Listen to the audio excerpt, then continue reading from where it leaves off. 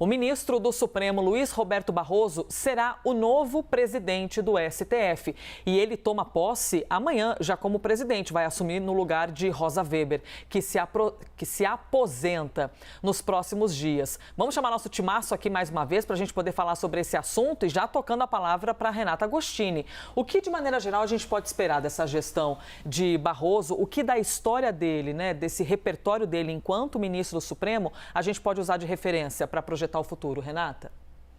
Elisa, primeiro, a expectativa é sobre como vai ser a posse em si, né? A presença de Lula ou não, ele que está aí às vésperas de fazer uma cirurgia, então a indicação que o presidente da República deu, ele é de que gostaria sim de estar na posse do ministro Luiz Roberto Barroso, das demais autoridades que irão, inclusive o ministro que vai, Thais Arbex trouxe essa informação aqui, né? Vai levar, veja só, Maria Bethânia para comparecer à posse, então uma posse que deve ser bastante prestigiada, como é natural que aconteça no caso de presidentes do Supremo Tribunal Federal, mas vai ter esse toque popular ainda, né?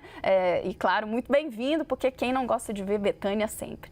Então, a primeira questão é sobre como vai ser o dia de amanhã. E aí, claro, os olhares se voltam para o tom que o ministro Luiz Roberto Barroso quer dar para a sua presidência, ele que está substituindo a ministra Rosa Weber, que a gente falava há pouco, né? Vai ficar aí até os últimos momentos, tá trabalhando, despachando até o limite da honra. Segunda-feira é a data limite, ela se aposenta, completa 75 anos, mas quer trabalhar ao menos até sexta-feira. Portanto, sai da presidência, mas segue no cargo. E aí, quando a gente começa a olhar, Elisa, você falava, né, a trajetória do ministro Luiz Roberto Barroso. Ele que sempre foi colocado primeiro, quando a gente ainda estava com o olhar do Supremo Tribunal Federal numa divisão de quem era mais a favor das decisões da Lava Jato, quem estava ali no grupo de críticos, né, ou dos chamados garantistas, o ministro Luiz Roberto Barroso, em vários momentos, foi muito importante para que a visão de que as decisões da Lava Jato tinham de ser levadas adiante, não poderiam ser revertidas, ele foi um elemento importante nesse grupo, por exemplo, né? Esteve ali. Ele também é um ministro muito alinhado a uma visão mais progressista de temas. Quando a gente fala sobre o debate no Supremo de temas que ficou convencionado de falar sobre costumes, por exemplo, né? E isso veio muito à tona com a chegada de ministros indicados por Jair Bolsonaro. Ele que trouxe esse tema de que teria que ter, por exemplo, alguém para que representasse os evangélicos, portanto, que desse voz a essa visão mais conservadora. O ministro Luiz Roberto Barroso, ele está no outro campo.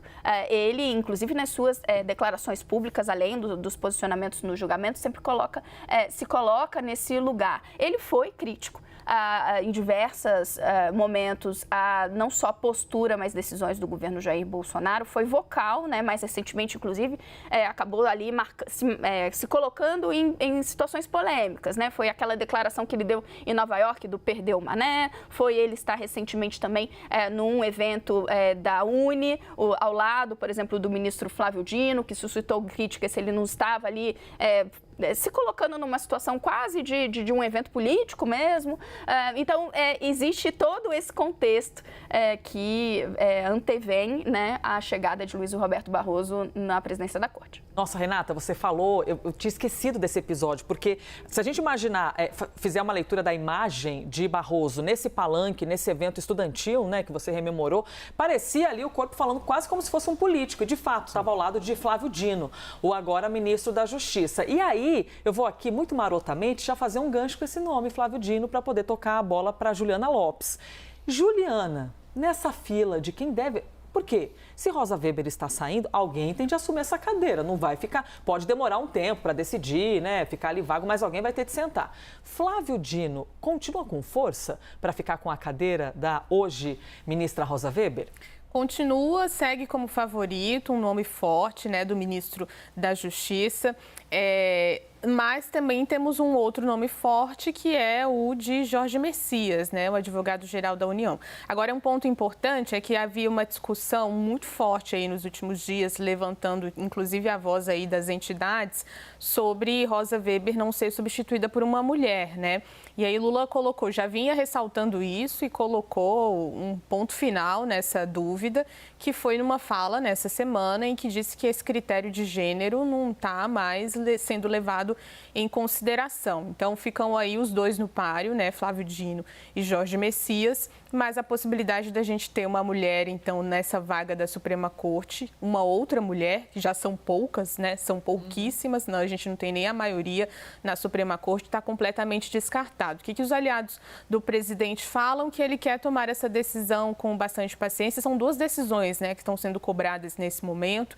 Quem vai ocupar a vaga na Procuradoria-Geral da República, a gente falou sobre isso mais cedo, e quem vai ocupar essa vaga no Supremo Tribunal Federal. Então, o que dizem, pelo menos pela vaga do STF, é que Lula vai levar o tempo que achar necessário, que não há pressa para poder fazer essa discussão, mas se for Flávio Dino o escolhido, a gente tem aí os dois, né? Mas Flávio Dino um pouco mais, se coloca mais nesse campo progressista que a Renata trazia agora, num perfil parecido com o que o Lula deseja para essa vaga. Pois é, o presidente da República, que tem toda a liberdade, é uma atribuição dele, né, de fazê-lo, de escolher quem vem a ser a ministra ou o ministro, e está respondendo também muito por essa liberdade. Por quê?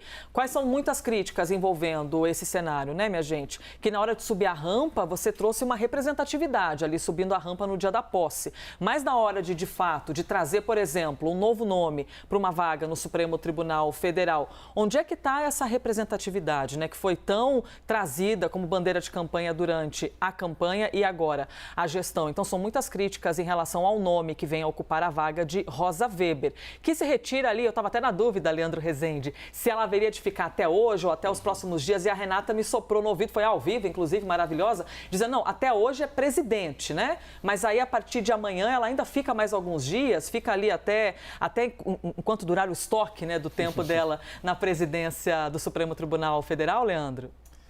Elisa, e foi uma passagem dela pela presidência do Supremo Tribunal Federal histórica, né? Ela foi a presidente da Suprema Corte quando a Suprema Corte foi mais atacada fisicamente, foi atacada em outras gestões, né? Na gestão do ministro Fux, por exemplo, se começou essa história, a gestão do ministro Toffoli, mas foi na gestão da ministra Rosa Weber que o Supremo Tribunal Federal foi destruído no 8 de janeiro, e a ministra Rosa Weber teve uma reação muito contundente. Talvez seja esse o grande ponto, né? Que ela vai ser lembrada aí no futuro, depois que passar esse período dela como presidente do Supremo Tribunal Federal e também passar o seu período como ministra da Suprema Corte.